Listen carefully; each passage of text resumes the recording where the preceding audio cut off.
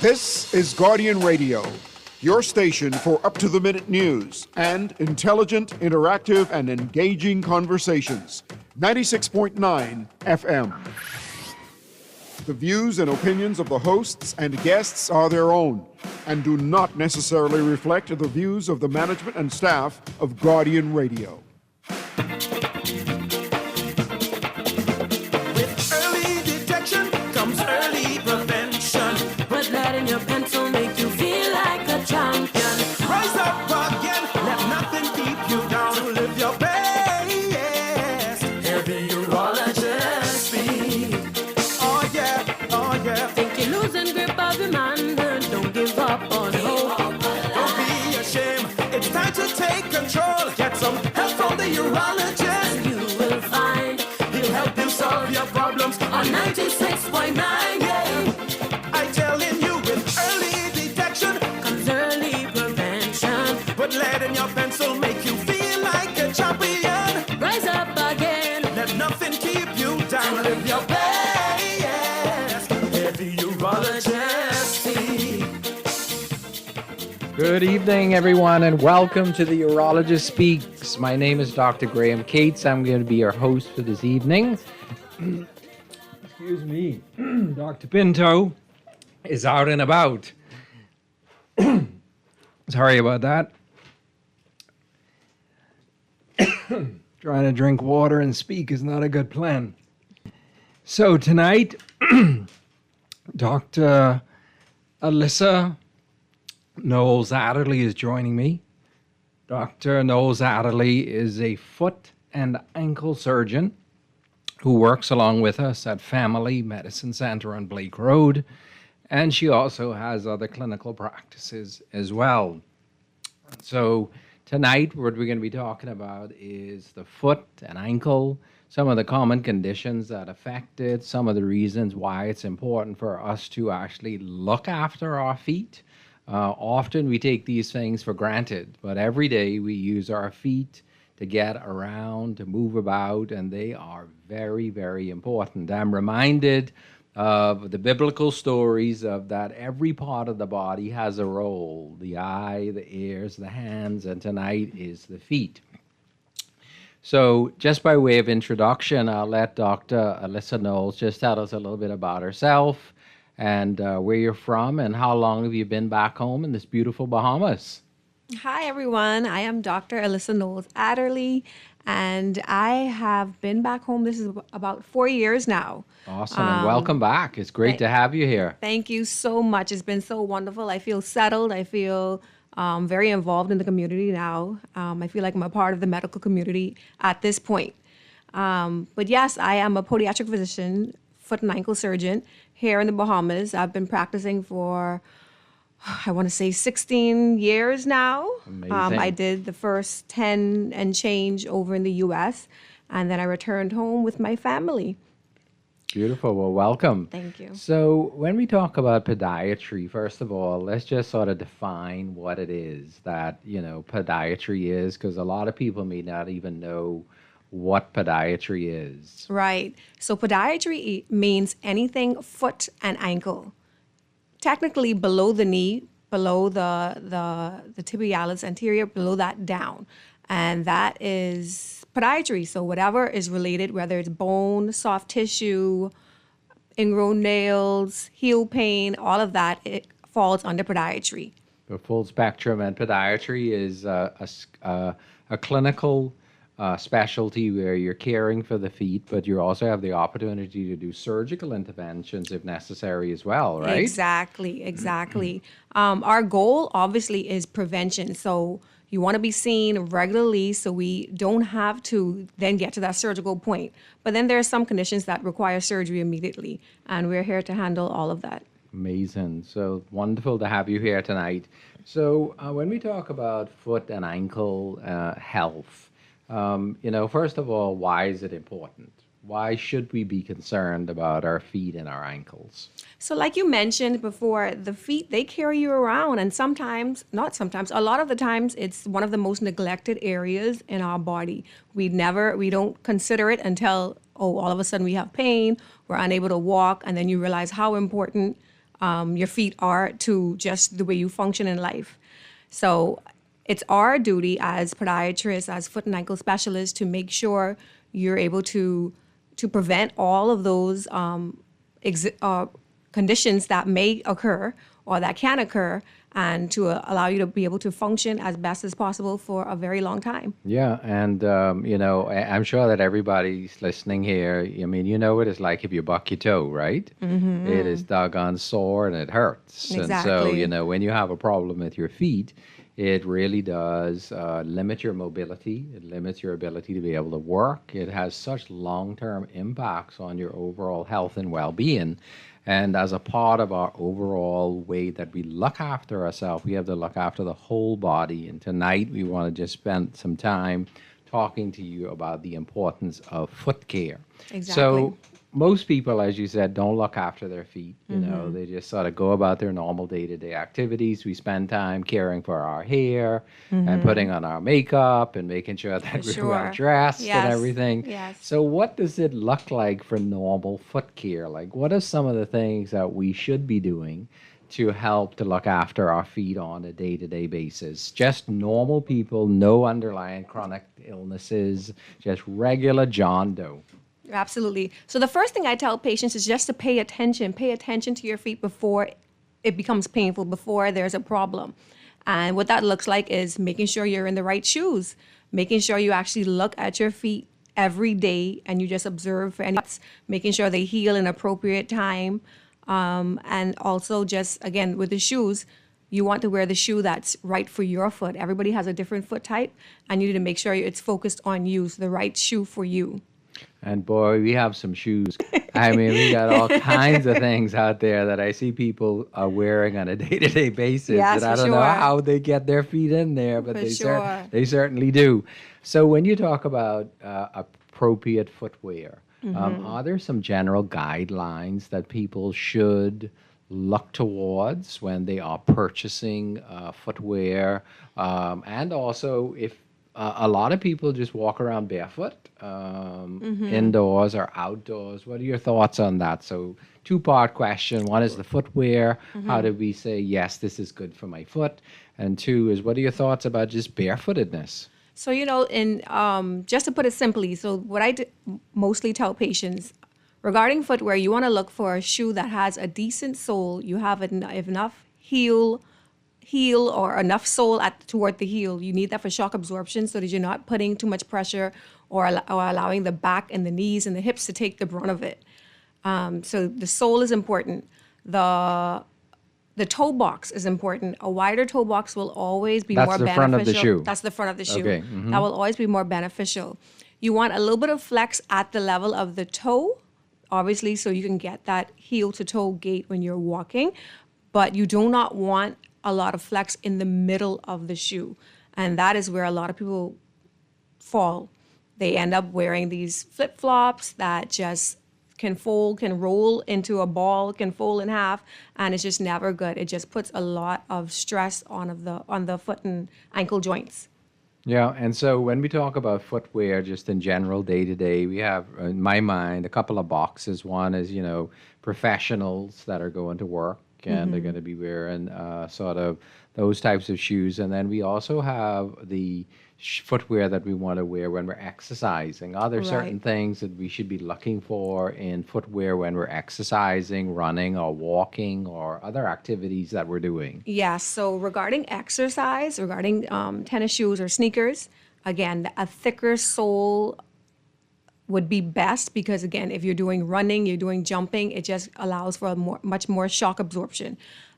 You do not want the one that folds in half. And then another pointer I tend to make to my patients is I like a mesh top and not like the leather type tops at the sneakers, because it just allows for some expansion. If you end up with a little bit of swelling, it prevents a lot more friction at the toes, less chance for like the callus formation on the tops of the toes. So I prefer a mesh top sneaker. And what about the care of the foot? You mentioned about looking at the foot, seeing if there's any cuts, abrasions, those types of things. What about the nail care? What should people be doing in terms of looking after the nails? I mean, and a lot of people go to salons where they may get a pedicure, but just for the general person, what are the type of things that we should be doing related to our nail care? So you just want to make sure you cut them straight across, and you not too low, but low enough where it's just where the nail meets the end of the flesh. You don't want it to protrude over, because impingement on that can cause or trigger ingrowns, can just cause a bit more contusion or bruising under the nail if it's too long. You also want to just keep the skin very moisturized. Dry skin causes more friction, allows for more openings, more wounds, whether you're diabetic or not. And when moisturizing, you want to make sure you're just moisturizing the skin, the top, the bottom, not in between the toes, because those areas tend to be a bit more moist in general. So that if you create too much moisture, then you are harboring or giving a good environment for fungus to happen. Right, which is a common condition. Which is a common and we'll condition. talk about some of those common conditions as we go along. What about kids? We go. I'm blessed to have two young men on my hands now. I can't believe it how fast it's gone by. Right. But with kids, we go, take them to the store, and we say, "Oh, those shoes look good," and we just throw them on their feet. And what consideration should parents be given in buying shoes for their kids? So this goes back to barefoot walking. So if you start from when a toddler is just starting to walk, barefoot is actually best for them. They're able to balance more. The shoes don't put much weight on them. And most of the toddlers, I see a lot of parents, they do come in concerned about their toddler being flat-footed. Yes. And that's normal structure for a toddler, because the bones aren't really there yet. There's just little specks of the bones. Eventually, it kind of develops over the years. But a 2-year-old, you're just going to see just a few little dots on an X-ray, not much to talk about. The bones are still developing and still taking structure. So we cannot put too much emphasis on the toddler being flat-footed, because it's not even fully developed yet. So that's good. So you see that kind of flapping around, and that's okay. That's their way of just learning to walk, learning to balance, and that's good for them during that moment. So just let them be. Let them 'em walk be- let around. 'em- let 'em Let them be. run around barefoot. No need to Yes. keep them in shoes all the time. Yes, I'm not saying put them on the hard street barefoot all the time, Right, but of around the course, house, yeah. yes, that's better for them. Right, right. And then regarding shoes, something with, you want the sole, of course, to have be a little bit more rigid for when they're walking outside. But I like, because they're not developed that great yet, a softer shoe, nothing that's going to be too constrictive and hard on them and manipulate their foot before it's time. Yes, yes. Very, very valuable information. So let's talk a little bit about some of the common conditions that you would see in your area of specialty, which is podiatry, related to some common things in the foot. And so one of the things that I see often in clinical practice, general practice, which I'm a family physician, is corns or calluses that are building up on the foot. Yes. So why are these so common, and what are some of the things that we can do to prevent them and also treat them?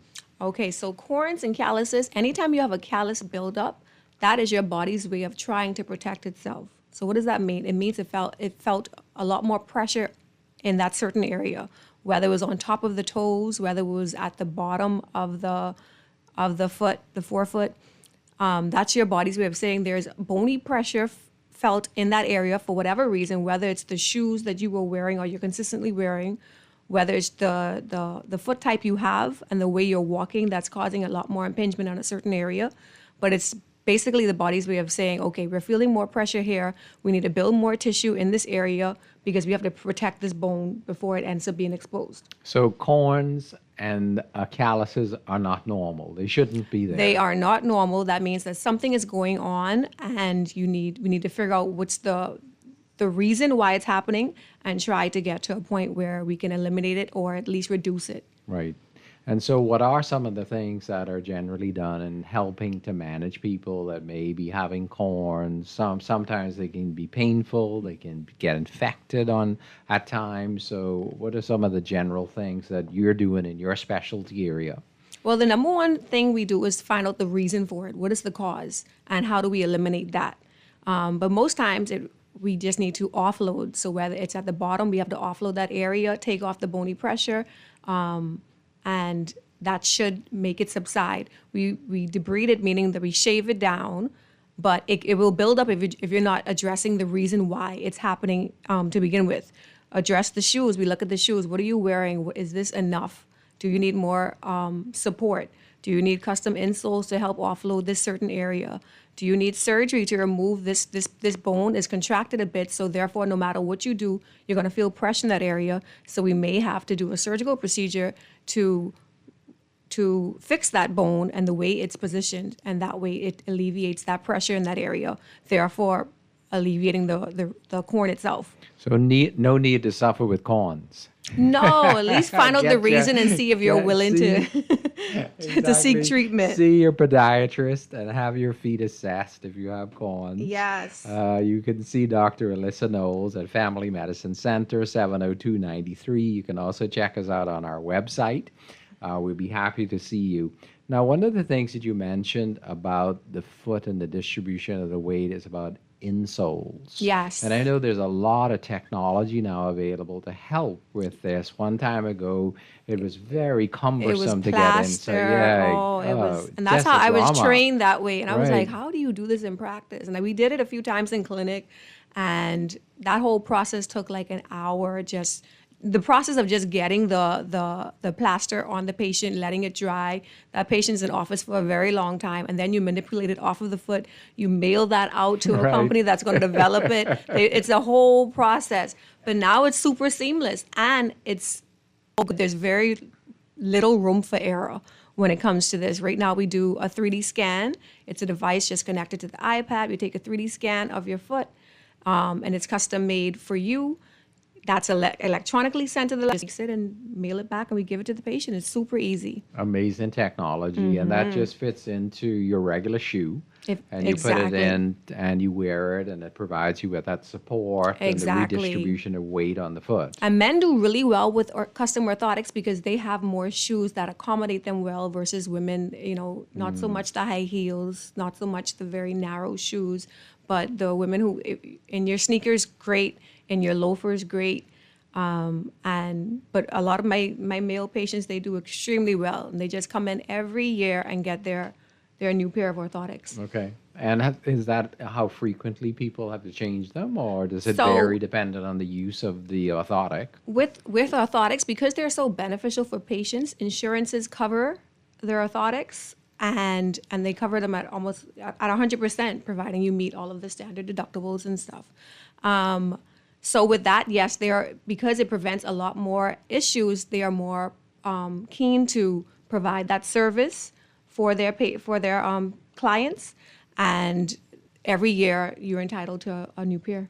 Amazing. Very, very good information. So, get your feet checked out, make sure that everything is okay. And if you are having pain or discomfort in the foot, make sure that you see your podiatrist so that you can get your inserts if that's what is recommended. Yes. The next area that I want us to just focus in on is foot infections. So one of the Okay. things that I commonly see in clinical practice is fungal infections of the foot. And these can be on the skin, they can be between the toes. Yes. I see quite a lot of patients that come in and say, oh, I just have dry feet. Right. And they don't even know that the condition that they're actually experiencing is a fungal infection. Right. So when we look at the feet in terms of fungal infections, what are some of the things that people should be looking out for, and also some of the treatment options that are available for foot fungal infections? Yeah, so the fungal infections at the bottom of the foot, it looks like scaling, like dryness. It looks I have super dry, like you said, super dry feet, and it's just no matter how much lotion or Vaseline I put on Vaseline, it, it's not. I see that one all Yes, the time. Oh, I've it's been putting not going- Vaseline on my foot every day. And it's not going away. So at that point, it's worth having your podiatrist look at it. Sometimes a biopsy may be warranted because it doesn't look, it's not sometimes just very easy to see or to notice. Sometimes it does just look dry. But most fungal infections of the bottom of the foot, it has like that scale, has a specific look. And there are treatments there. It's as easy as getting a topical prescribed, and you can get rid of it. That one is kind of easier to treat. The nail is a little bit more difficult, a little bit challenging. because what And tends so to what does that look like when you're looking at your nails and you're seeing what are some of the things that you would expect to see in a fungal infection of the nail? thick, discolored. You have that kind of a yellowing appearance, and then sometimes you have that flaking underneath. But Almost like cracking of the almost like nail. cracking. Yes. However, and what tends to happen as well is that some people do come in and say, I have fungus in my nail. And then I look at it, and yes, I can see where you think it's a fungus, but sometimes when you have previous damage to the nail, it just grows back incorrectly, mimicking the appearance of a fungus. So before I put any patient on a regimen for nails, I always like to get a biopsy of the nail to confirm before we're starting a whole treatment plan, and it's not even fungus to begin with. Right. And so when you're talking about a biopsy, that's just taking a little clipping Just of a the little nail, clipping right? of the nail, send it off to the lab. They let us know in about 2 weeks, and then we can decide on how best to proceed. Right. And so what are the common treatments that are used for fungal nail infections? Yeah, so we have topical options where you just use like a nail lacquer and you paint it every day. And then you have oral options where you take a pill and that works. That works really well, but it is kind of hard on your liver. So we make sure the patient is a good candidate for the oral options. We always get blood work before to check your liver panel, making sure that's in good shape before we even begin. And while you're on the regimen, you get your blood work done every month and make sure there are no changes. Right. And, people are often asking about natural ways of being able to treat infections. Are there any naturopathic things that you're aware of that are used for fungal skin infections or nail infections? I don't know any, but So I'm the just fungal asking. the You're fungal nail expert. infection, no, I'm not. I know you see my face. No, I don't see any works well. Reason being is that fungus is one of those things very hard to get rid of, and you have to be so consistent with it. So using the antifungal, it doesn't even get rid of what's already there. It just prevents the new nail from being affected with the fungus. So you can't just do one regimen this week and then expect it to just not show up. Right. So that's why when you're doing even the topical antifungals, sometimes it takes a very long time, because if you stop one day, sometimes you're basically starting over, because you're allowing the fungus to then just still affect the new nail that's growing. So, in other words, people see the doctor, let your podiatrist help you to Yes. get rid of those fungal infections Yes, on the for feet. sure. Don't ignore them either, because then you can get complications associated with infections of the foot. So, definitely not something that you want to ignore. I see that we do have a call that's coming in. So, we'll go ahead and take that call. I'll let you go ahead and ask your questions. Thank you so much for joining us. Hi, Dr. Kate. How Hi, are you? yes. We are wonderful. Thank you. Good. My first time hearing you on the show. I am filling in for my good friend, Dr. Pinto, so it's good to be Oh, here. man. I love to hear you more often. Anyway. Thank you. Well, that's a good word you're great putting in for show. me. My question is, not even my question, I sometimes experience my toenails, my big toenail, and one of my other toenails, they tend to get dry under there and they fall off. Okay. What is causing that? And as a woman, I love to wear my sandals, so I have to go and get my nails done and have them put on a toenail, because without having a toenail on top of it, it looks pretty bad. Sure, of course, yes. And you want those feet to be nice and beautiful. Yeah, but I still want to get to the bottom of why my toenails keep falling off. So there's a few things, and that's what I was telling Dr. Cates. I'm going to hang up so I can hear you better. Yes, Okay. thank you. Thank you for your call and for the question. So I'll let Dr. Knowles Adderley address it. Yeah, so this is exactly what I was talking about, where you want to make sure you know exactly what you're treating. Was there any trauma to her nail before that made it so that nail bed can no longer support a nail? Sometimes that just happens where you're no longer able to support it. So the nail is growing out, but it's not adhering well to the nail bed, because it might have been prior trauma before. So that's when we take the biopsy. We kind of see if there's fungus, And if that's ruled out, then we know that it's more than likely either one of two things, either previous trauma to the nail where the nail bed is just not functioning well, or just might be lack of vitamins. You know, you want to make sure you're taking your hair, skin, nails, vitamins. So, you need to be assessed. We really thank you for calling in, but it definitely is something that needs to be looked at. There are a couple of reasons why it can happen, and you can get in touch with Dr. Knowles Adderley at Family Medicine Center, 702-9310, or you can check out our website, familymedicinecenter.org, and set up an appointment.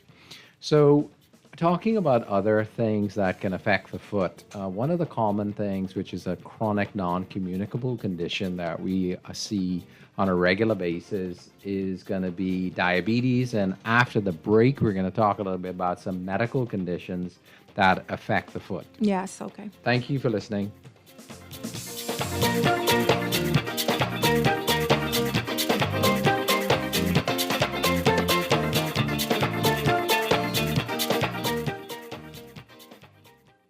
No budget for a vacation this summer? No worries. We got you. Guardian Radio 96.9 will fly you and a guest to South Florida for a vacation of a lifetime. Our sweet summer escape gets you round-trip tickets on Bahamas Air. $1,000 spending cash, thanks to Percy's Island Games. Brand new luggage from Brass and Leather. 4 days and 3 nights at the beautiful Holiday Inn Express Plantation. Free car rental from Hertz, too. All you need is your passport. We got you covered. Enter now for the Guardian Radio 96.9 Sweet Summer Escape. Fill out the form in today's Nassau Guardian and follow us on all social media platforms. Remember, you must be 18 or older to enter.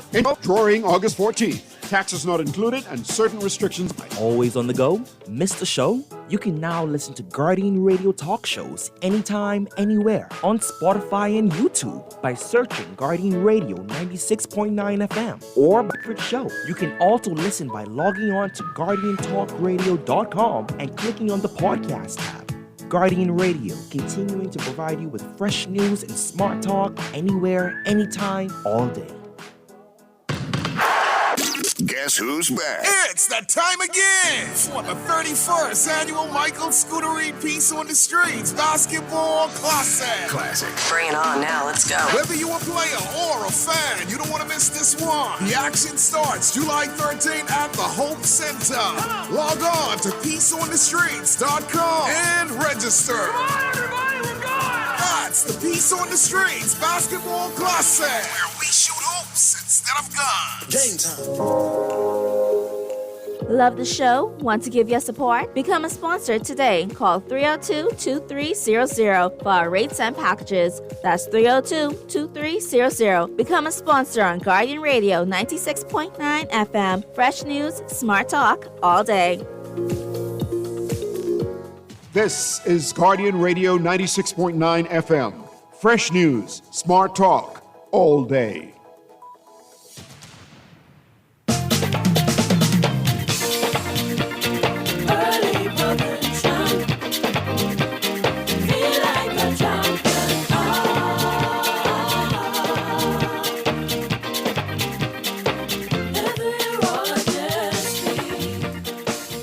Yes, good evening, everyone. The Urologist speaks. I'm Dr. Graham Cates. Your family physician is speaking tonight on behalf of Dr. Greg Pinto. Thank you for joining us.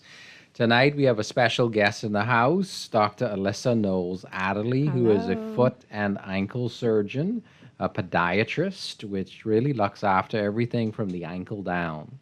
And so we've had an opportunity to talk about some common things that we should be doing to look after our feet in the first half of the segment. And now we want to talk about some chronic conditions that can affect the feet. And again, as a family physician, in my day-to-day practice, one of the things that I commonly have to deal with is persons with diabetes. And so diabetes is a very common medical condition. I'm sure that persons that are listening tonight know somebody or maybe even impacted by diabetes. And diabetes, I tell my patients all the time, affects from the top of your head to the very bottom of your feet. There's nothing that is spared in patients who have diabetes, and protecting yourself from the effects of diabetes is so important by controlling your blood sugars, having good lifestyle activities, and of course, your feet are such an important part of prevention in diabetes, and that's what we Yes. want to talk a little bit about.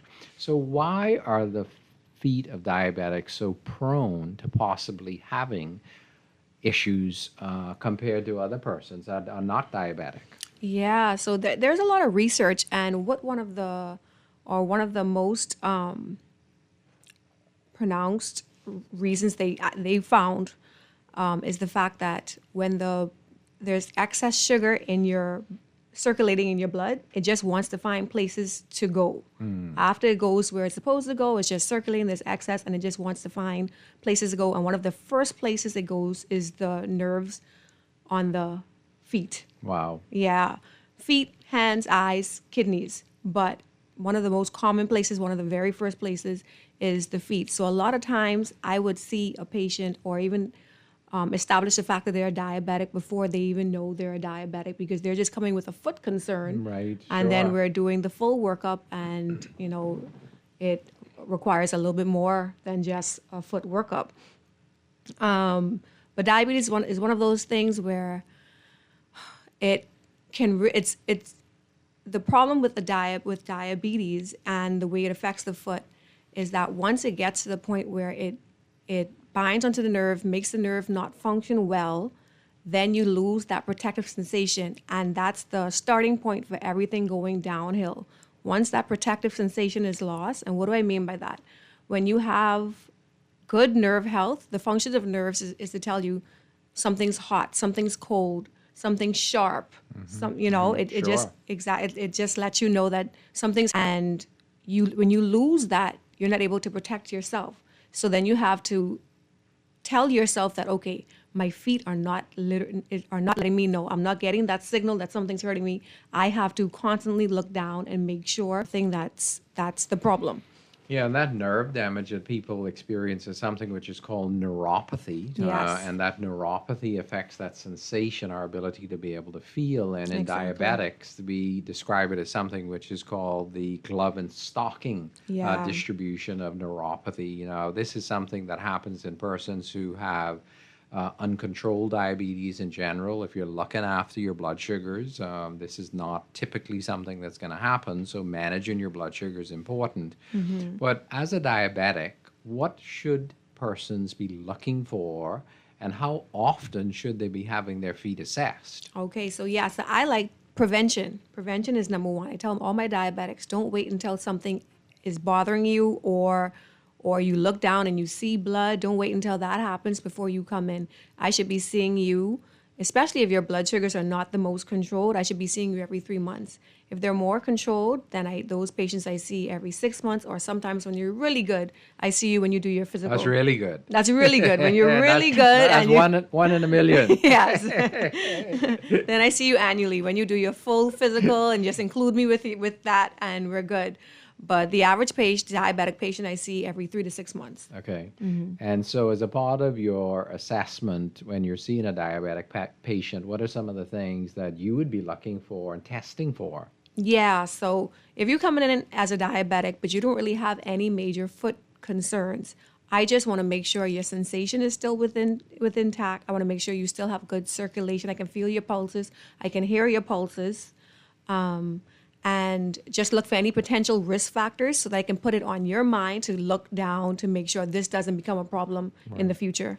And one of the things that we were talking about early is the importance of looking at your feet. And Right. for diabetics, this is really even more critical. Exactly. So everybody should be looking at their feet, paying attention to their feet. But a diabetic, you have to take that up times 10. You always look down, check in between. Look at the bottom. Just because you don't feel anything doesn't mean that something's not there or is enough concern. And if you can't do it yourself, if you have a problem looking at the bottom of your foot or unable to do it, you have to have a family member, someone to support you to just, every evening just take a quick glance and make sure there's nothing going on. And then the other part that goes along with that is not just checking the feet, but checking the shoes. Yes. you know what tends to happen too? Sometimes they don't even see it on their foot. They just look back and see a trail of blood on the floor. Or they say, I went to put these shoes on and I saw some blood in there, or, Yeah, exactly. And if you have that neuropathy where you're not feeling it, you may have something as simple as a little small stone inside of your shoe. Right. And before you know it, by the end of the day, there's breakdown of the skin. There you there's go. the issue associated with the breakdown of the skin that can cause long-term complications. Exactly. And so we want you to prevent that from happening in the first place. And so by checking your feet, seeing your podiatrist, wearing good footwear. Now, if you do have an issue with the foot, say, for example, the diabetic comes in and they may have some infection or they may have the beginning of an ulcer, those are important things that we want to aggressively treat. Yes, for sure. And those are things we do not take for granted in diabetics, because day one, it could look like a small opening. And by day 2, 3, we have an active infection that needs to be treated in the hospital. So you don't want to wait until it's that. You want to be seen as soon as possible. Let's deal with it and avoid the hospitalization. So why I hear one of the things that people do all the time, and I just had a patient in this week who is a diabetic, a new patient to our clinical services at Family Medicine Center, who is soaking their feet every day in warm water. What are your thoughts for persons with diabetes soaking their feet? So it depends. Again, it all depends. If you're a controlled diabetic and warm, that's another something to always make sure, because I do have my patients who think they're stepping into warm water and it's hot, and they didn't realize Because until they can't feel it. They can't feel it, and then their Yes. feet are blistered, and then they walk in and they said, I guess the water was too hot. So you have to make sure, always temperature check your water before you do that. If you're soaking and you have an open wound, I don't recommend that.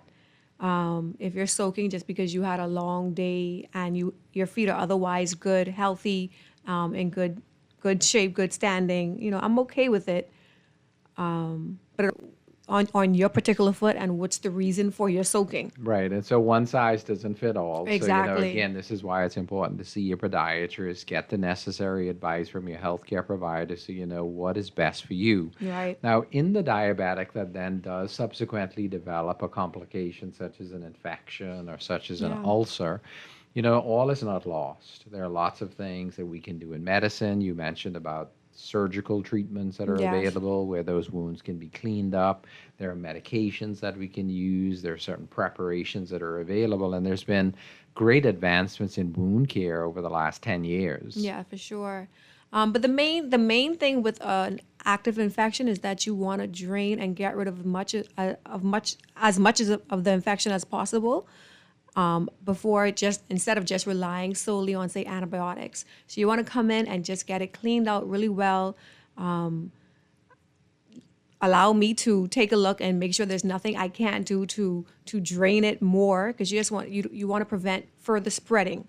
So that's number one. You want to control the infection, keep it where it is, and decrease as opposed to it spreading and getting worse. And the primary objective here is treating it so that people do not end up with amputations. Exactly. So limb salvage is a huge thing. So that's our main goal. We want to make sure prevent any potential reasons for amputation. We want to make sure we address everything as quickly as possible to avoid any potential limb loss. Yeah. So protecting your feet, protecting the foot from any potential damage if you are diabetic is really important.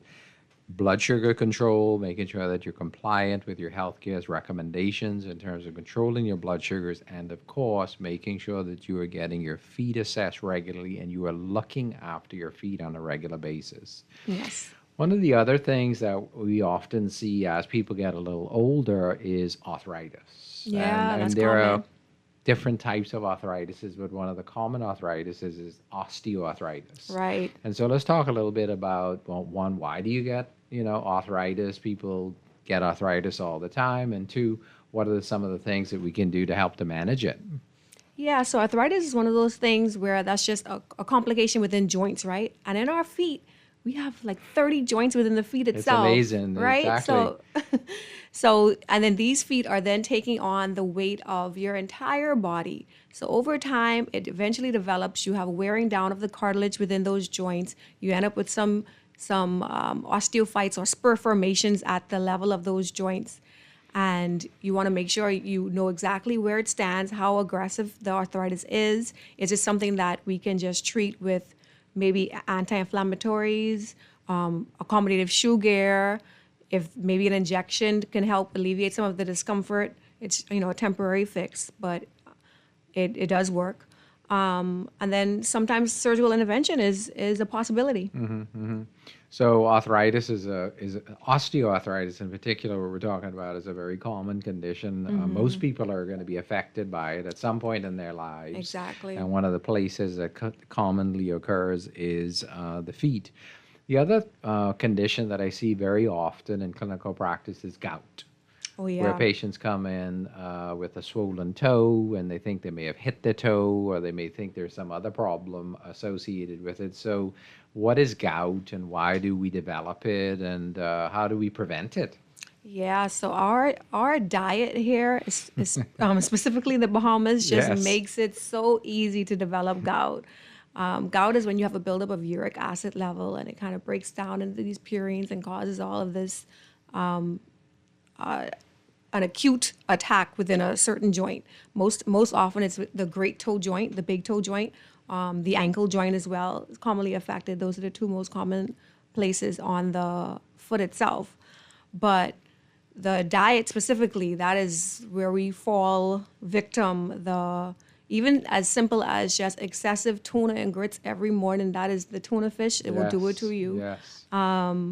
The bears, of course, we know, steak is or red meat in general is one of those things. But the shellfish, the shellfish. All contributing factors. All contributing factors to potentially developing gout. So, typically these patients that we're going to see come in with these painful, swollen joints, usually, like you said, of the big toe or the ankle. And it's very painful. For some of you that have had gout, or somebody that has had gout, it is a very painful condition. Exactly. And so, in terms of its treatment, it's looking at treating the acute symptoms, but also looking at the prevention side of it as well. Yes. So in that moment, they don't want to hear anything about their diet. They just need some pain relief. Gout is one of those things that make you feel like you had a severe injury. Oh, I think I broke something. That's I had right. to, Gotta they always do an come X-ray. in. Yes, they always come in with something has to be broken. This cannot be. It's never one of those things where it feels a little achy. No, it's never dull. It's always super painful. Cannot walk on it. Cannot put pressure. In terms of, in that moment, we just work on getting you out of pain. So sometimes that entails where we just give you some pills to reduce that inflammation. Oftentimes, it might even entail just an injection there just to reduce the inflammation significantly, so you have that immediate pain relief. And then we get your blood work, we see what your uric acid levels are, we talk about dietary changes that might have to happen so we can get those down. You might have to be on something long-term to help, depending on what your uric acid level is. You might have to be on a long-term regimen to get those levels down to prevent another acute attack. Yeah, and other than the diet, there's also particular medications that some people may be taking, such as blood pressure medications, a certain class of medications which are diuretics that are commonly prescribed, and they work very well. And this is only a very small group of people that may be impacted by it, but as a part of your assessment, that's part of your history. We would ask you about medications that you may be taking. That could be also precipitating factors of gout, and of course changing those if it's necessary to be able to change it. I think one of the big take-home messages for me about gout, and I always speak with my patients about this, is that you don't have to suffer with gout. No. I mean, if you're having a flare-up of gout, see your doctor. And if you're having one or two flare-ups in a 12-month period of time, then let's look at some preventative measures. Exactly. Let's look at some diet lifestyle and changes. other medications that can be used to help to get rid of that excessive uric acid inside of the bloodstream. Yes. Yeah. And so when we move up the foot a little bit into the ankle, common musculoskeletal things are going to be injuries to the ankle. sports-related injuries or walking-related injuries? What are some of those common things that you would see in clinical practice? So, you have your ankle sprains. That's one of the most common injuries. Just twisting of the ankle, ended up with a sprain, and you have that balloon version of an ankle where it's, sometimes it's less painful to have broken the bone itself than to just have sprained Like your you got a ankle. kamali on the side of your leg, right? A kamoli on the side of your Yes, leg. Yeah, exactly, yeah. exactly. So, and then once you have a history of an ankle sprain, one of the most frequent causes of ankle sprain is a prior history of ankle sprain. So once you had one, it makes it so that the ligament is in a more stretched position. There's laxity there. Sometimes what we call proprioceptive, where you twist and you need to get back into alignment, and sometimes you lose that proprioception. So it's important to be evaluated, get some physical therapy, get retrain those tendons, those ligaments, those nerve endings to respond appropriately for ankle sprains. You don't just sit around and just let it be. And I think a lot of people do. A lot of people just ignore those initial injuries and they end up with long-term recurrent injuries because they're Exactly. not proactive. And one of the things that you mentioned, Dr. Knowles Adderley, is about physical therapy and the role of Yes. physical therapy in that rehabilitation process. Exactly. Helping to strengthen the muscles, helping to restore that proprioception of position and location Exactly. of where the ankle is in space. And that helps to prevent those persons from developing recurrent injuries. Exactly. I had a very interesting patient come in a couple of weeks ago with pain in the back of their heel area where Yes. their Achilles is. That is And common. yeah, so let's talk a little bit about that because that was a very interesting patient that came in having chronic pain inside of the Achilles area. So that is common, and that is very painful. And it's different than a lot of people have what we call plantar fasciitis, which is pain at the bottom of the heel. But the pain toward the back of the heel is a little bit different.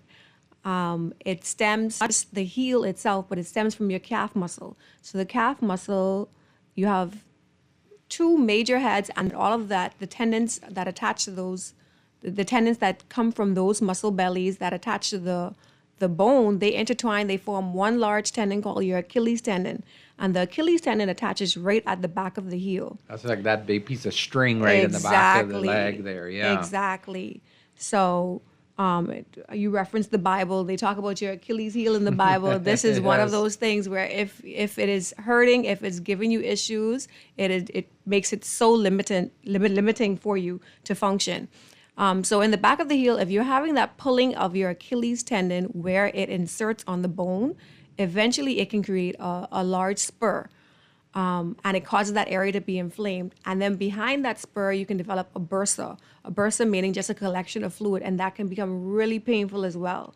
So this is where prevention takes place. You want to come in, you want to be seen, you want to be evaluated, get your x-rays. If it's an early phase, we can work on the physical therapy, your stretching. The goal is to make sure your calf muscle is nice and loose, Right. because it releases the Achilles and also releases the plantar fascia and makes it so they're not pulling so tightly on the bone, causing that inflammatory process.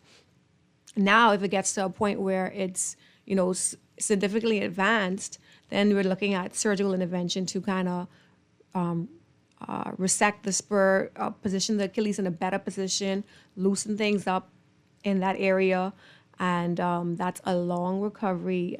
But people do really well by it. People do Yeah. really well by the surgery. Yeah, and these conditions can predispose to rupture of the Achilles, There you where go, people yeah. will actually have a tear of the Achilles, and that is definitely something that requires surgery. Yes, yes, They and that go out. happens a lot in your 40-some, 50-some-year-old men who have, they haven't stretched and they don't know how long, and then they go in the basketball court and decide, I'm gonna go pick up with some 20-some-year-olds, and they say, oh, somebody kicked me in the back of my leg. Yes, that popping sensation Yes. that they feel. Yes. Yeah. So one of the other things that is common, and you mentioned it already, that I wanted to talk about is plantar fasciitis. Yes. And so plantar fasciitis, they see a lot of patients coming in with foot pain or sole pain. Let's talk a little bit about that. Why does it happen, and how do you make that diagnosis, and what should people be looking out for? Yeah, so it's the cause is very similar to the one in the back of the heel. It's all from just everything being that calf muscle being tight, the Achilles then being tight, and then the fibers underneath the foot then pulling. But it's triggered mostly by some change in activity. Either you might have gained some weight, so the amount of weight that you were putting at the bottom of the foot, the plantar fascia, by the way, is the band of tissue that kind of forms the arch under the foot, just so you guys are aware. So it's almost like a piece of saran wrap, if you will, that rests over the bottom of your foot, just keeping everything together. Right. So when you step, it extends. So it attaches at the bottom of the heel, and when you step down, it extends and it's pulling at the bone. So now if you added 30 pounds onto what was there, now it's pulling even more. Or if you had a twisting injury, it could have caused that area to be inflamed. So there's multiple reasons why it could flare up. But the goal is to then reduce that inflammatory process, work on the stretching, get everything nice and loose, and then you want to make sure you're supported. We're going back to the insoles. Make sure you have insoles in your shoes. Keep that arch, that tendon supported, that plantar fascia supported at all times, so that you reduce that excessive pulling. And what about some of the new treatment modalities that are coming out in terms of ultrasound therapy, also PRP, and there's a lot of talk about platelet-rich plasma, and even stem cells. Yes. Do you have any experience with that? Yes. And sort of what are some of your thoughts on some of these new treatment modalities that are now available? And these are available right here at home. Right here at Family Practice, Family Medicine Center. Yes. Yeah. So all of those treatments that Dr. Case just listed are classified under regenerative medicine. And what does that mean? That means that we're trying to get the body itself to repair itself. So you want to create like signaling markers so that the body then, because sometimes the body gets in this chronic phase and it's just in a constant cycle of just inflammation and not truly handling. The body is a wonderful being. It's good. It's very good at repairing itself. So sometimes you just have to do a little signaling to get it to remember, oh, hey, you're supposed to be making sure this functions well. And that's where PRP comes into play. That is your own blood. All it is we're taking your own blood, we're centrifuging it down, and we're getting the good cells that work as signaling markers to then trigger your body to do what it needs to do. So that's PRP. Then you have stem cells that either come from umbilical cord, placenta. These are from donors that have agreed. They're sterilized, and then you can inject those right into the area. And again, it does the same thing where it signals your body to repair what's happening. And this is not hokey pokey medicine. No. This is real, genuine, studied medicine that shows that there is evidence associated with being able to provide patients with these treatment modalities. Yep, and this is what all your athletes are doing. Absolutely. To help aid in their recoveries and their rehabilitation, because they put a lot of strain on their joints, their feet, their ankles, their knees. Yeah. So, I mean, we've had the opportunity to really cover a wide gamut of various conditions that affect the foot and the ankle. And as we get ready to sort of begin to wrap things up here, I think there are some big take-home messages. And one of those is about prevention. So that we want to be making sure that we are looking after our feet. We're seeing our healthcare providers and our podiatrists, which is a part of the healthcare team. And just to remind people that, podiatry is a specialty area of medicine that is able to address any issues associated with the foot and ankle. And Dr. Knowles Adderley is a podiatrist, but also has a surgical specialty where she is able to provide surgical techniques for the management of foot and ankle pain or injuries that you may have. And so this is important. Prevention is the key. And of course, the other part is early recognition. Yes, that is super important. So you just want to make sure you're always taking note of what's happening. Just be in tune with your body in general, but don't forget the feet. Sometimes we're very in tune and we just in tune straight down to maybe the knees, and we forget the foot and ankle. But that's what carries you around. Yes, daily inspection of those feet. Yes. Making sure that you're getting the right footwear and making sure that you're reinvesting in footwear. Because Do you know what? That's important. Yeah, we missed that part. So you can get a nice pair of athletic sneakers and you're doing your exercises. And I see a lot of my retired patients. They're walking an hour and 45 minutes every day. I'm like, let me see your shoes, and the shoes almost have a hole burnt in the sole of it. So that's no longer supporting you. So you want to change your shoes every 300 to 400 miles or every 6 months, whichever one comes sooner. And so when you're looking at the shoe for a person who may be interested in having a look at the shoe and the use of the shoe and the wearing of the shoe, what are some of the things that they should be looking for that may indicate, hey, look, this is not a normal wearing of the shoe, that then this is something that you actually want to go and see your podiatrist about? Exactly. You want to, if the wearing down of your shoe is not like evenly distributed, then you probably really do need to be in some custom orthotics. Because if, for example, you wear down mostly on the outside, then that's telling me that your ankles are in a position where it's you run the risk of developing or having an ankle sprain just because you're wearing down more on the outside. It's telling me that we call it supinating, where you're turning in. Sometimes you could wear down mostly on the inside, and that's pronation. And that can put a lot of strain on the tendon on the inside, which we didn't touch on today. But that's another secondary to the Achilles. That's one of the major tendons in the foot and ankle. So the one on the inside of your ankle, that's a very important tendon. So if you're wearing down your tennis shoe on the inside of your shoes, is that the right way I'm saying? On the outside versus the inside? I don't mean inside. like inside your shoe, but like at the bottom, the but inner toward aspect, the inner aspect of your inner aspect, yeah. Then that puts strain at the ankle at that area on the inner side. Yeah, and looking at your shoes, seeing how they're worn down. The other thing that comes to mind is, the feet are connected to your entire body. And if there are issues that are going on with your feet and your ankle, they can actually manifest of your body, such as your knees, your hips, your lower back. So why does that happen? Why do you see that transfer of pain or discomfort into other joints? The body does a wonderful job at just compensating. So if something is breaking down in one area, they're going to figure out a way to still have you moving. So it's going to put strain in a different area. So if the ankles aren't working properly, then the knees have to take the brunt. Or if the knees aren't working or aren't doing what they're supposed to do, then the ankle, then takes the brunt of it, and vice versa. Sometimes lower back pain can cause some nerve impingement, and that's just radiating down, causing a lot of pain to your entire legs. And that's what we call sciatica. Right. So the whole thing is related. So you just want to make sure everything is supported. But from the ground up, you want to make sure you're in good shoes, you're supporting your foot, you're supporting your ankles, and hopefully that takes off tension off of your knees and hips. Yes.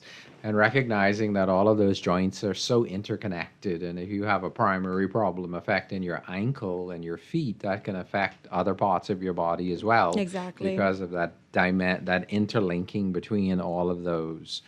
So in terms of access to your services, how can people get access to you, and how do they go about setting up an appointment to see you? Yes, I'm at multiple locations. You can find me at the Family Medicine Center. I'm there every Tuesday. And I'm also at Oak Tree Medical Center in Palmdale for those in the east, and as well as Doctors Hospital in Palmdale as well. And that's on Wednesdays. Excellent. And in terms of setting up appointments, they can just call the facilities and set up an appointment for you to be able to be seen.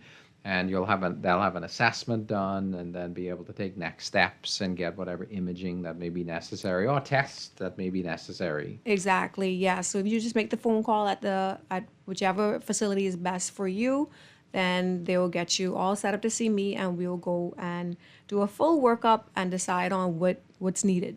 So for those of you that are listening, please do not suffer in silence. There is no need to do so. There is competent, capable help right here in the Bahamas with our teams of physicians that we have available, that you have access to. And in addition to that, you do not need to suffer. Prevention is the key. for those of you that are able to, make sure that you get good, healthy footwear, you're examining your feet, you're looking after your underlying chronic medical conditions to prevent long-term health complications. And if there's one message that we want you to take away from tonight's session is about prevention, looking after your health and well-being. So some final thoughts, Dr. Knowles Adderley, before we finish up. Yeah, just to piggyback on what you just said, prevention, that is, it's sometimes people come in, well, nothing's really wrong. I was just told to just get an evaluation, and that is perfect. I would love to have a baseline so that we know that if there is any changes, I would have already seen you, I would know what your normal is, and we can then move forward to quickly address what might be the issue at a later, date, God forbid. Yeah, absolutely.